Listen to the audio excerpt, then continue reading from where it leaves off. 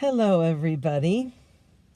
Today is January 20th, and I'm going to be reading out of the New Living Translation, January 20th's 1-year daily Bible reading.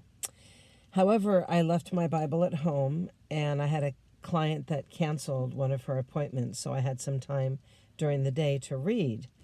So my husband is taking pictures of the daily Bible reading, and I have to read it off my phone from the pictures that he is sending me.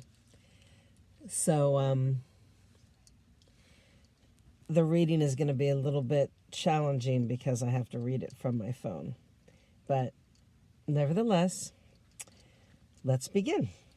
So January 20th, Genesis 41:17 through 41:17. So Pharaoh told Joseph his dream. In my dream, he said, I was standing on the bank of the Nile River, and I saw 7 fat, healthy cows come up out of the river and begin grazing in the marsh grass. But then I saw 7 sick-looking cows, scrawny and thin, come up after them. I've never seen such sorry-looking animals in all the land of Egypt. These thin, scrawny cows ate the 7 fat cows. But afterward you wouldn't have known it, for they were still as thin and scrawny as before. Then I woke up. Then I fell asleep again, and I had another dream. This time I saw 7 heads of grain, full and beautiful.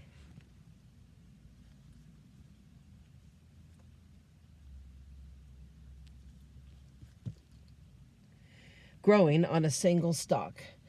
Then 7 more heads of grain appeared, but these were blighted, shriveled, and withered by the east wind.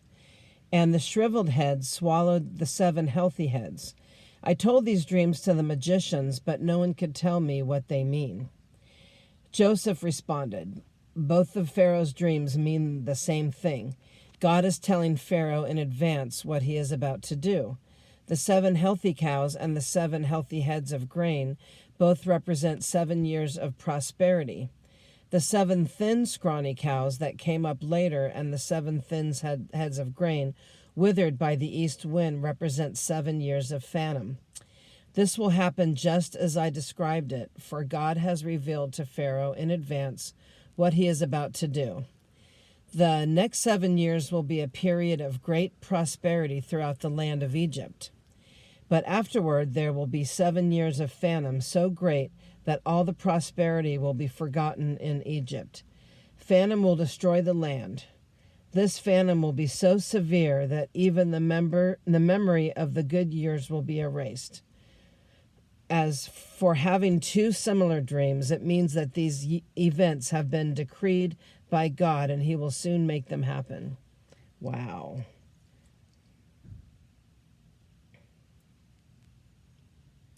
Therefore, Pharaoh should find an intelligent and wise man and put him in charge of the entire land of Egypt. Then Pharaoh should appoint supervisors over the land and let them collect 1/5 of all the crops during the 7 good years. Have them gather all the food produced in the good years that are just ahead and bring it to Pharaoh's storehouses. Store it away and guard it so there will be food in the cities. That way there will be enough to eat when the 7 years of famine come to the land of Egypt. Otherwise, this famine will destroy the land. Joseph's suggestions were well received by Pharaoh and his officials. So Pharaoh asked his officials, can we find anyone else like this man, so obviously filled with the Spirit of God?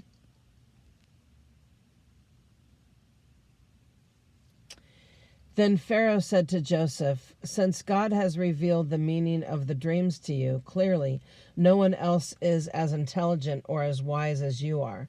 You will be in charge of my court, and all my people will take orders from you.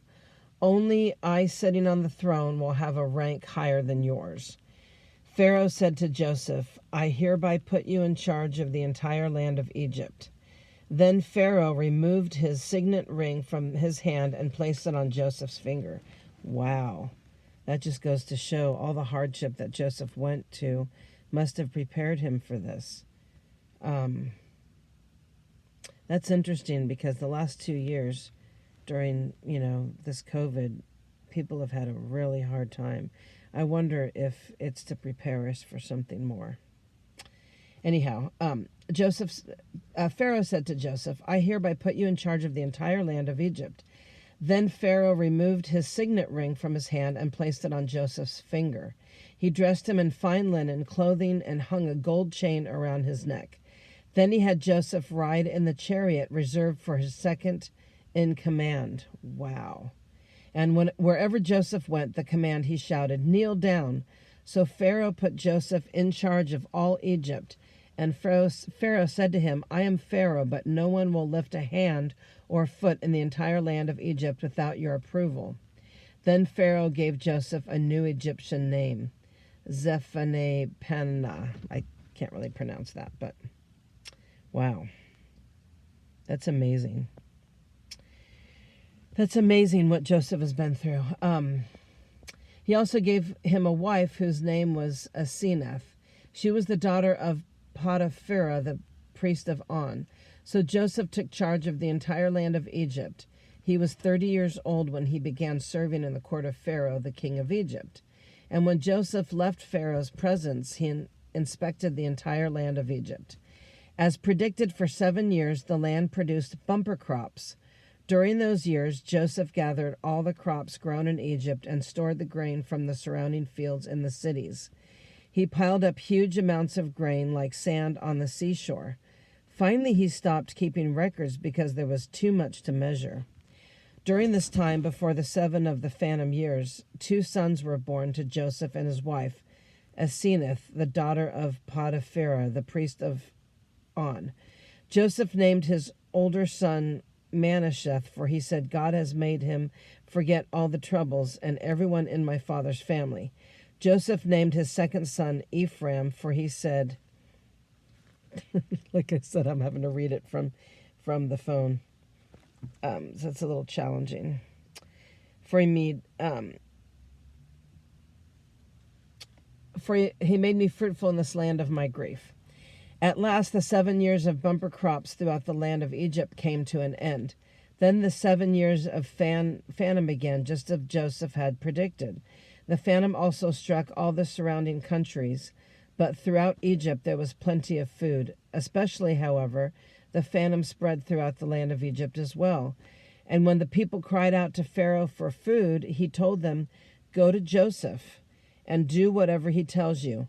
So with severe famine everywhere, Joseph opened up the storehouses and distributed grain to the Egyptians, for the famine was severe throughout the entire land of Egypt.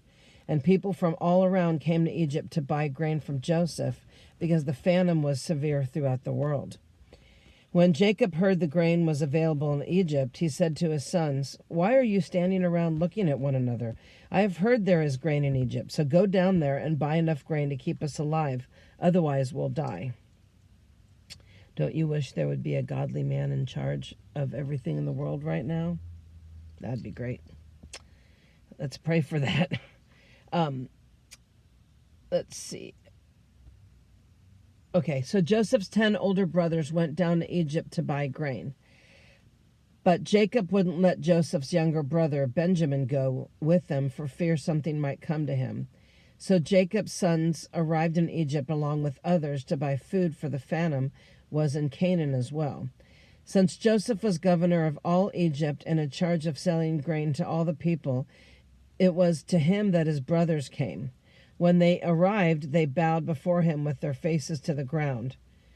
Joseph recognized his brothers instantly, but he pretended to be a stranger and spoke harshly to them. Where are you from? He demanded. From the land of Canaan, they replied. We have come to buy food. Although Joseph recognized his brothers, they didn't recognize him, and he remembered the dreams he had about them many years before. Yeah, that must have been hard. And so Joseph said to him, you are spies, and you have come to see how vulnerable our land has become. No, my lord, they exclaimed. Your servants have simply come to buy food. We are all brothers, members of the same family. We are honest men, sir. We are not spies. Yes, you are, Joseph insisted. You have come to see how vulnerable our land has become. Sir, they said, we are actually 12 of us. We, your servants, are all brothers, sons of a man living in the land of Canaan. Our younger brother is back there with our father right now, and one of our brothers is no longer with us. But Joseph insisted, as I said, you are spies. This is how I will test your story. I swear by the life of Pharaoh that you will never leave Egypt unless your youngest brother comes here.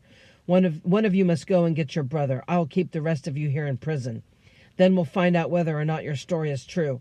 By the life of Pharaoh, if it turns out that you don't have a younger brother, then that'll show that you are spies.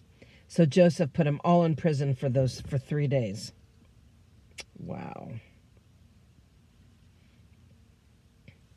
So Joseph insists, like I said, I'm reading this from my phone okay. Okay, so moving on to Matthew 13:24-46. Thank you for your patience with me today. Here's another story Jesus told. I guess we'll get back to Joseph tomorrow. So, moving on to Matthew 13:24-46. Here is another story Jesus told. The kingdom of heaven is like a farmer who planted good seed in his field. But that night, as the workers slept, his enemy came and planted weeds among the wheat, then slipped away. When the crop began to grow and produce grain, the weeds also grew. The farmer's workers went to him and said, Sir, the field where you planted that good seed is full of weeds. Where did they come from? Should we pull out the weeds? They asked. No, he replied. You'll uproot the wheat if you do. Let both of them grow together until the harvest. Then I will tell the harvesters to sort out the weeds, tie them into bundles, and burn them, and put the wheat in the barn. Here is another illustration Jesus used. The kingdom of heaven is like a mustard seed planted in a field. It is the smallest of all seeds, but it becomes the largest of garden plants. It grows into a tree, and birds come and make nests in its branches. Jesus also used this illustration. The kingdom of heaven is like the yeast a woman used in making bread. Even though she put only a little yeast in 3 measures of flour, it permeated every part of the dough. Jesus always uses stories and illustrations like these when speaking to the crowds. In fact, he never spoke to them without using such parables.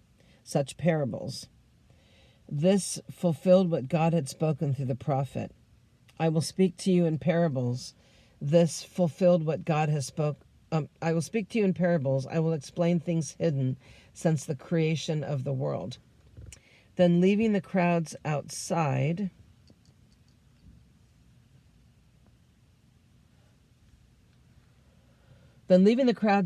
Jesus went into the house. His disciples said, Please explain to us the story of the weeds in the field. Jesus replied, The Son of Man is the farmer who plants the good seed. The field is the world, and the good seed represents the people of the kingdom. The weeds are the people who belong to the evil one. The enemy who planted the weeds along the wheat is the devil. The harvest is the end of the world, and the harvesters are the angels. Wow. Just as the weeds are sorted out and burned in the fire, so it will be at the end of the world. The Son of Man will send his angels, and they will remove from his kingdom everything that causes sin and all who do evil.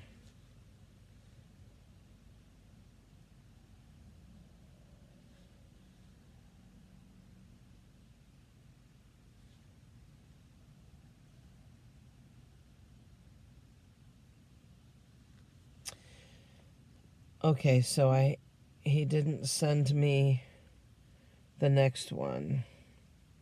So I'm going to have to look up the next two.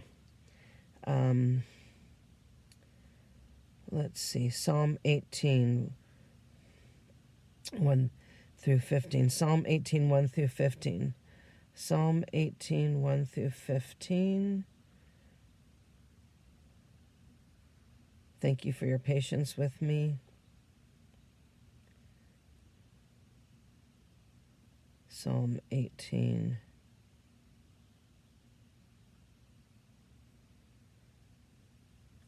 Psalm 18.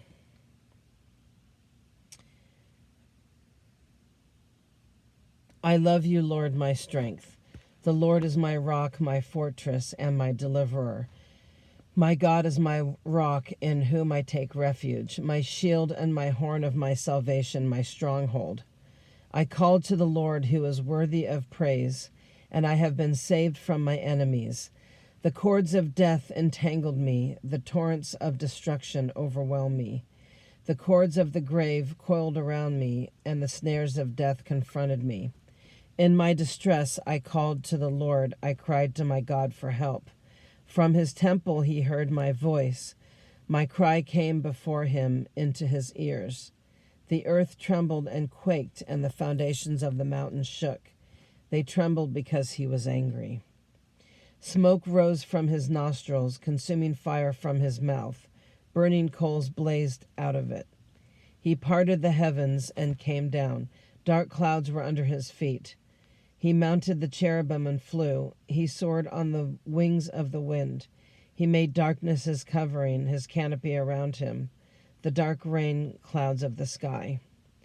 Out of the brightness of his presence, clouds advanced, and the hailstones and bolts of lightning. The Lord thundered from heaven. The voice of the Most High resounded. He shot his arrows and scattered the enemy. With great bolts of lightning he routed them. Let's see. The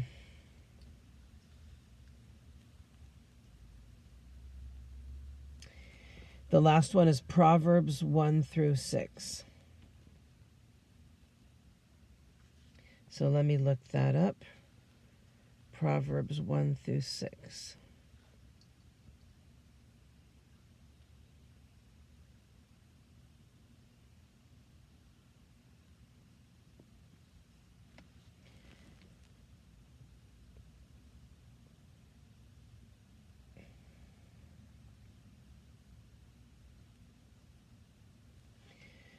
Thank you for your patience with me. This is very difficult to do with one hand on my phone.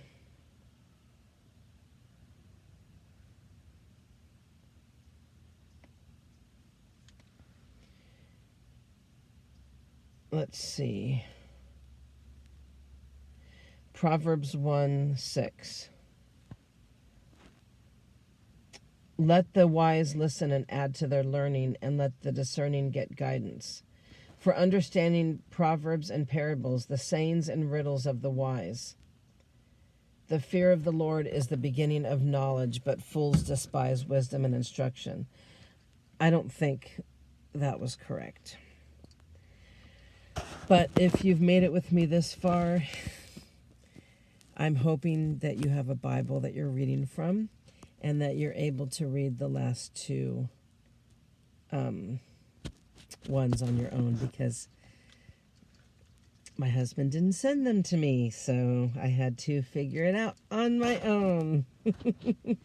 But any bit of God's word is good enough to me. And it's a shame that we had to stop the story about Joseph in Genesis, because it was really getting good. Joseph's brothers were thrown into jail, and I can't wait to hear the rest of the story. So I will see you tomorrow with my Bible, and it will be much easier. But thank you again so much. I hope you have a blessed day, and thank you for reading the Bible with me. Thank you. Bye.